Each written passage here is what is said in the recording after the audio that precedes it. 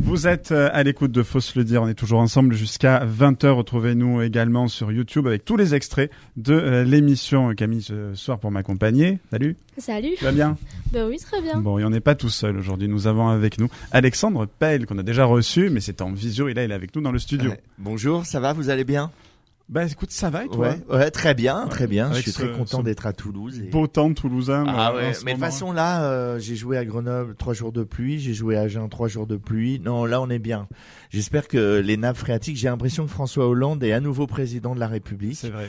Et donc voilà, il fait énormément de bien à la planète, François Hollande. C'est depuis qu'on le revoit beaucoup, qu'il se remet à pleuvoir. Exact. Dès qu'il réapparaît, boum, ça y est, il flotte à nouveau. Les nappes phréatiques sont en meilleur état. Bon alors tu es à Toulouse pour un spectacle. Avec mon peltacle. Le peltacle. Voilà, c'est un jeu de mots entre le pestacle des enfants, parce que effectivement, les gens me connaissent ceux qui me connaissent, pas tout le monde me connaît, via Caméra Café où je jouais le comptable naïf et assez enfantin. Et puis tacle parce que Pell c'est mon nom et tacle c'est parce que je tacle.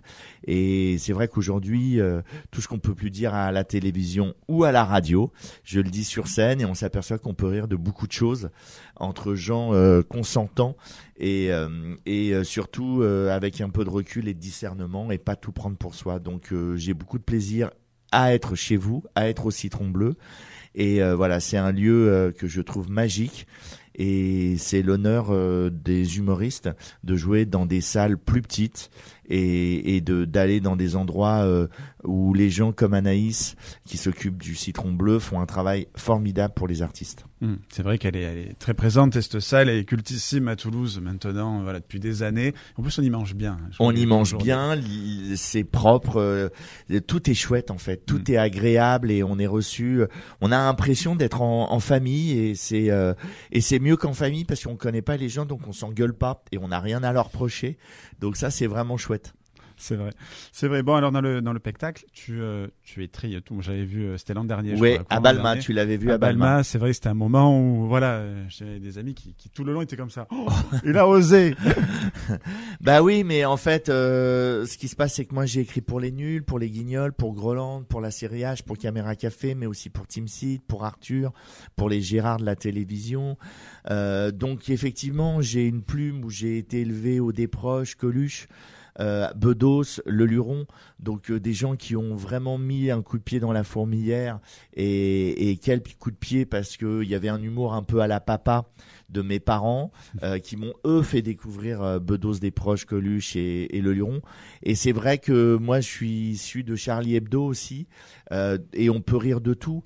Je rassure les auditeurs, tout ne m'a pas fait rire chez les gens que je cite, mais j'étais content qu'ils soient là parce que c'était vraiment comme un contre-pouvoir et puis ils disaient des choses drôles et assez fines et assez subtiles ou à la fois complètement potaches. Et c'est vrai que quand on a connu comme moi les grandes années Canal+, aujourd'hui, on est un peu en mal de tout ça parce que on est arrivé dans des sociétés communautaires et pas simplement religieuses. C'est que le prix du mètre carré divise les gens et malheureusement, eh bien, les gens, c'est le cas à Paris, mais j'imagine que c'est aussi un peu le cas à Toulouse, où tout d'un coup les gens se mélangent de moins en moins. Donc, si on peut préserver cette mixité sociale, ce vivre ensemble, qui ne soit pas que des mots et des slogans, mais vraiment des choses qui se vivent sur le terrain tous les jours, je pense que la société française, qui est une grande société, vivra mieux. Et c'est vrai que ça peut passer par le spectacle. Pas peur des fois en montant sur scène de se dire que tu peux vexer quelqu'un parce que les gens, j'ai l'impression, se vexent beaucoup. Oui, c'est mon avis, on est dans faut se le dire. C'est vrai qu'on se dit tout. Mais t'as raison, Alexandre. Un peu peur de ça. C'est-à-dire que oui. Alors qu'est-ce qu'on fait?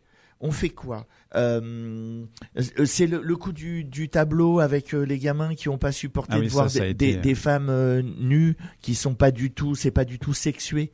C'est une nudité qui est belle. Voilà, les gamins aujourd'hui vont sur YouPorn et quand ils voient en plus une très jolie peinture, ils sont choqués. Voilà, ils ont 13 ans, ils sont en crise d'ado. C'est pas grave, c'est pas la peine d'en faire des gros titres, mais on se doit d'expliquer et non pas. Avant, je déteste ce truc des États-Unis qui vient de la cancel culture, c'est-à-dire supprimer la culture. Non, moi je suis pour la explain culture, c'est-à-dire expliquer. Effectivement, Tintin au Congo, c'était il y a un siècle. Voilà.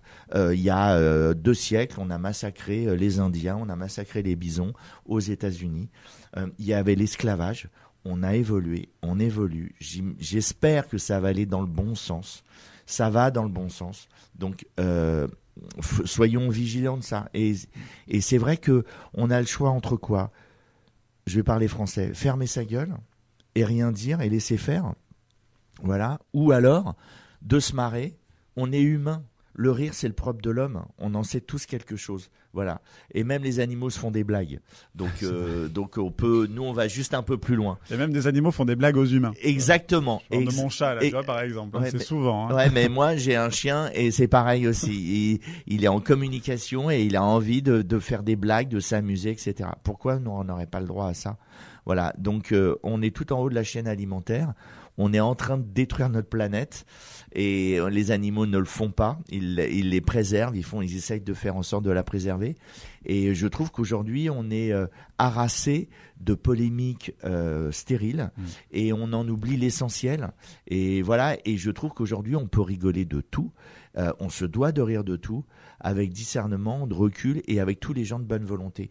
Et c'est ce qui s'est passé pour Guillaume Meurice sur France Inter. Oui. C'est un humoriste qui est un chroniqueur dans une radio qui fait une émission d'humour. On peut ne pas aimer la blague. Il a sorti la blague Netanyahou. Oui, en plus c'était sur Netanyahou, exactement. C'est un nazi sans prépuce, voilà. On peut rire, pas rire. On peut accepter ou pas accepter. De là en faire un scandale. Il s'est retrouvé devant la justice. Il s'est retrouvé devant la justice, se faire insulter sur sa boîte vocale du portable. Et là, on est chez les dingues.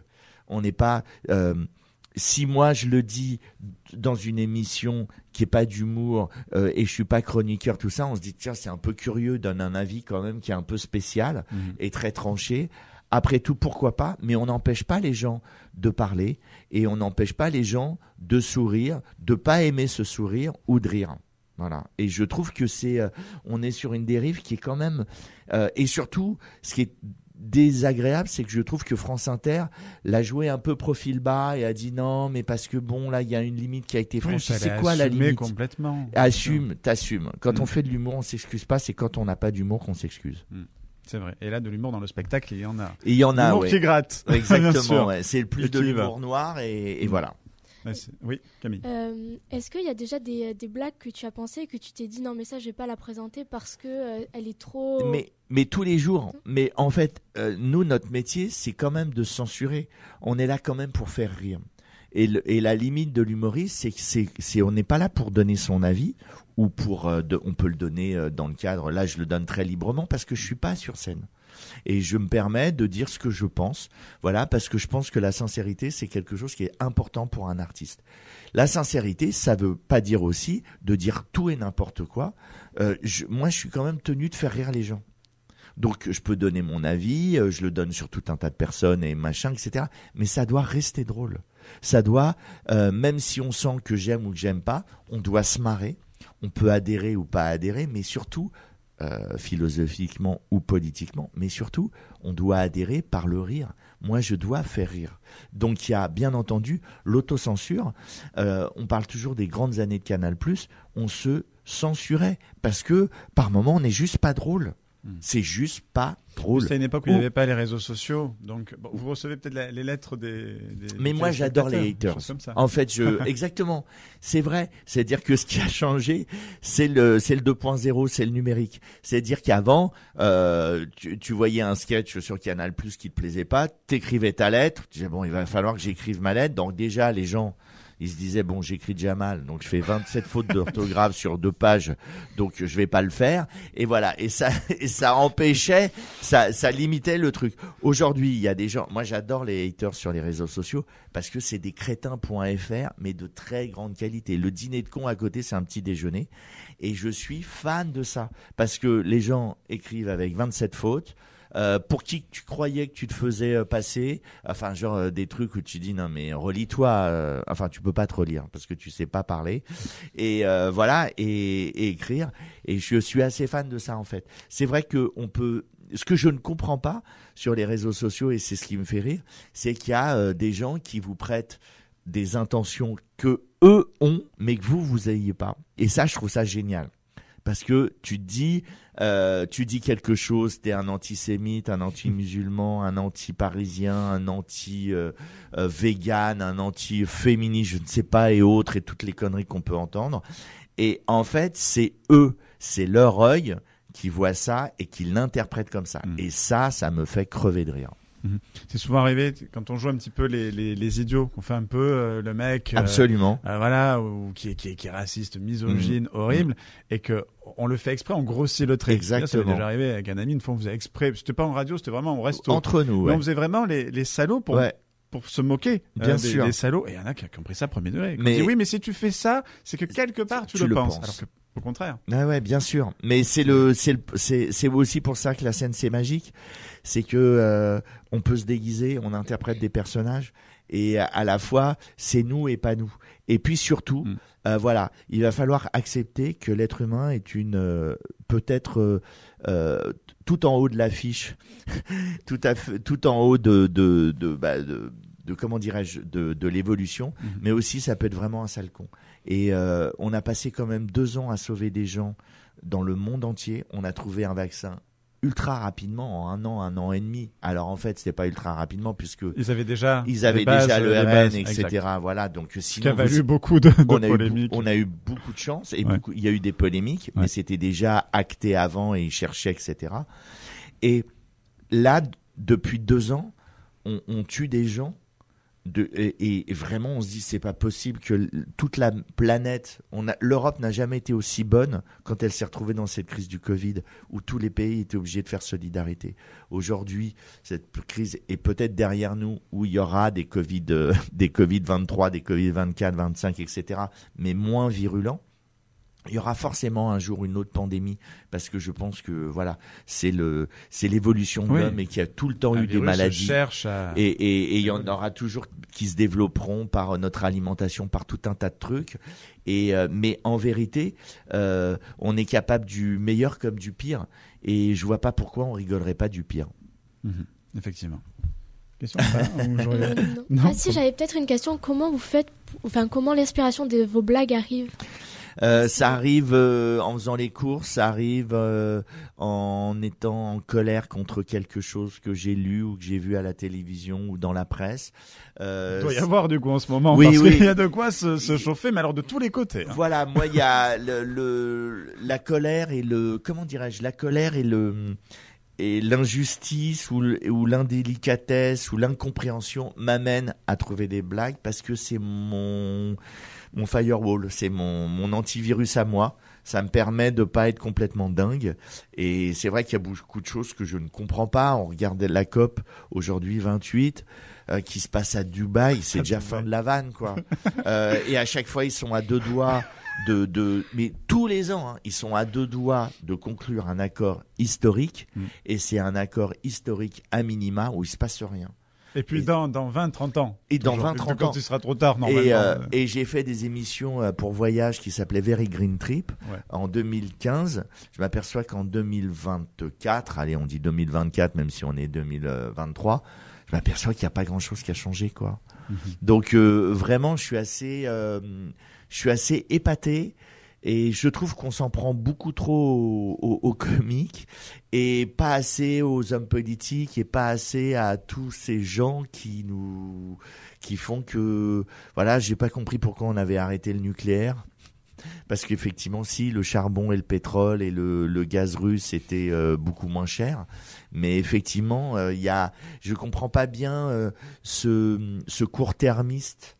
Et on s'aperçoit que dès qu'on prend sur le moyen et le long terme, ce que l'homme a fait pendant des années, voire des siècles, d'essayer d'être dans la transmission, dans le pérenne, aujourd'hui on est à rebours de ça, et en plus ça ne marche pas.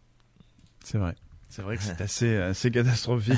Mais bon, justement, là, tu disais comment arrivent les vannes. C'est vrai que tout à l'heure, on était en voiture et d'un coup, on s'est eu une idée. Voilà, en disant, peut-être je pourrais la sortir. Ouais, mais c'est vrai que ça vient naturellement. Ça vient, et puis surtout, c'est que c'est mon hygiène mentale, c'est que tous les jours, j'ai besoin d'écrire des blagues. Tous les jours, j'ai besoin d'avoir des idées de sketch, des idées de pièces de théâtre ou de films, parce que mentalement, je me sens mal. Je suis comme un sportif qui a besoin de faire du sport régulièrement, tous les jours, du décrassage, de ce qu'il faut.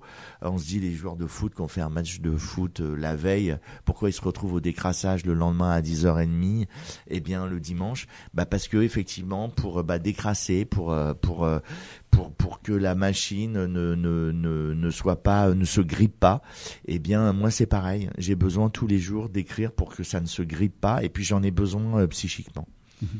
Et alors tu le disais, c'est vrai que aujourd'hui, COP28 à Dubaï, c'est déjà très drôle en soi. Aujourd'hui, les guignols, ça pourrait.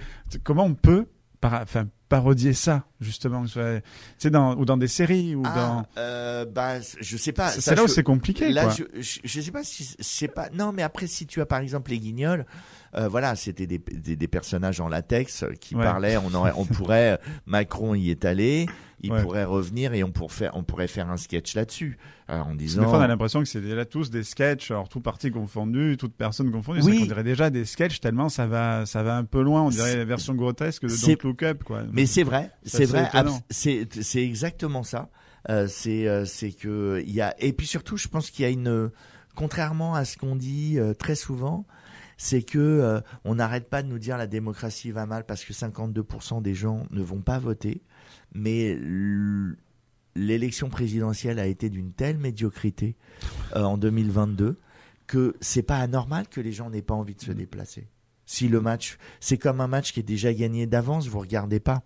S'il y a un intérêt quelconque, eh bien vous regardez, mais vous savez que les idées vont être pauvres. Vous savez que le match est déjà gagné, donc c'est normal que les gens ne s'intéressent pas à ça. Et contrairement à ce qu'on n'arrête pas de nous dire, les gens sont pas stupides. Les gens sont dans une incompréhension. Ils sont un peu sonnés peut-être. Oui, puis parce que on leur dit que les éoliennes c'est pas bien, après on leur dit que les éoliennes c'est bien, après on leur dit que le pétrole c'est bien, après on leur dit que c'est pas bien. La voiture électrique, qu'est-ce qu'on fait? On achète et voilà. Et c'est vrai qu'on est souvent pris avec en se disant je veux dire, l'humour il est pas de droite ou de gauche, la société elle peut être de droite ou de gauche, c'est normal et c'est entendable, mais le bon sens il est pas de gauche ou de droite ou du centre ni des extrêmes, il est juste voilà ce qu'on a besoin comme électricité. Est-ce que les centrales nucléaires qu'on a laissé tomber après Fukushima et un peu avant, eh bien, est-ce que c'était pas en fait une bonne ou une mauvaise solution? Et les éoliennes, oui, ça fait du bruit, oui, ça pollue le paysage, mais est-ce qu'on en a besoin ou pas? On devrait pouvoir tranquillement répondre à ces questions qui, au fond, concernent tout le monde et non pas des gens qui nous disent tout et n'importe quoi et surtout son contraire. Je suis désolé, je suis très sérieux. Non, mais j'aime bien. Non, mais après, c'est vrai que c'est souvent les gens quand ils viennent dans cette émission, c'est ce qui se passe. C'est vrai. C'est-à-dire l'émission s'appelle Faut se le dire. Généralement, ça porte bien son nom. On se dit les choses, et c'est vrai que l'humour, surtout ton humour, l'humour noir, un peu comme ça, ça sort de l'actualité, ça sort des gens qu'on peut écouter ou qu'on peut rencontrer dans la vie aussi. Hein. C'est vrai. Donc, c'est surtout normal. En ce moment où le stand-up avec des gens qui improvisent et qui inondent les réseaux sociaux nous font penser que c'est de l'humour alors que ça reste quand même de l'animation de centre culturel. Quand on trouve, je regarde à ma droite si. J'avais quand même une dernière question. Ouais. Mais vas-y. Est-ce que vous trouvez que le rire des personnes au fur et à mesure du temps en fait, ils ne rigolent plus les gens?